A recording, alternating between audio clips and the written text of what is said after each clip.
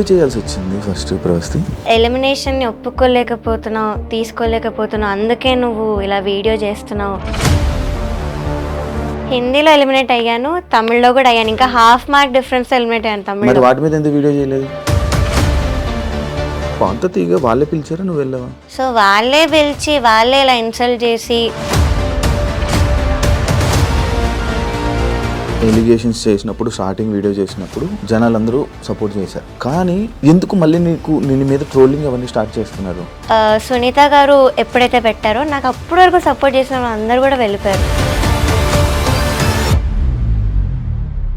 ఇలాంటి ప్రాబ్లమ్స్ని నువ్వు ఇలా వీడియో చేయడం వల్ల నీ కెరియర్కి ఎఫెక్ట్ అయ్యి నీకేం సాంగ్స్ రాకుండా చేస్తే ఏం చేస్తావు? మళ్ళీ మెంటల్ ట్రామా, మళ్ళీ ఈ ఇంజస్టిస్ భరించడానికి అయితే నాకు ఓపిక లేదు.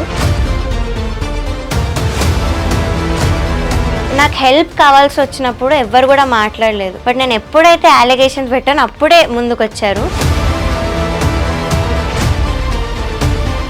అఫ్ కోర్స్ నాకు పవర్ లేదు, we are not very rich, so నాకు సపోర్ట్ చెయ్యరు.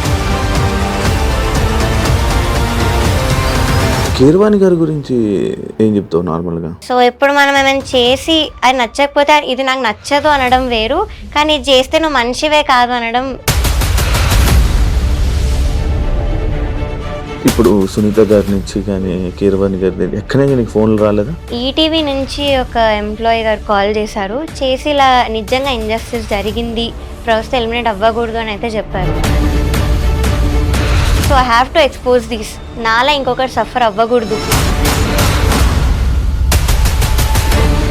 కానీ ఇప్పుడు వరకు ఎవరు ఏ సింగర్ కూడా మాకు ఇలా ఇబ్బంది అయిందని వీడియో పెట్టలేదు. వై నువ్వు? రియాలిటీ షో అంటే ఇలానే అవుతుంది, మనం ఎందుకు వెళ్ళావు అన్న వాళ్ళు కూడా ఉన్నారు ఇప్పుడు సింగర్స్లో. నన్ను కానీ మా మదర్ని కానీ దూరం పెట్టడం, ఎప్పుడైతే నెగిటివ్ కామెంట్స్ రావడం స్టార్ట్ అయ్యాయో ఒక చీడపురుగులానే ట్రీట్ చేశారు. హేట్ మెసేజెస్ పెట్టడం, డెత్ థ్రెట్స్ పెట్టడం నాకు తెలిసిన వాళ్ళకి. ఇప్పుడు ఇన్ని తిడుతున్నారు కదా, మళ్ళీ మీ ఇంట్లో వాళ్ళ పేరెంట్స్ చూస్తే బాధపడరా? అక్కడ నన్ను ఎంత పెట్టారో టార్చర్ అవన్నీ చూశారు.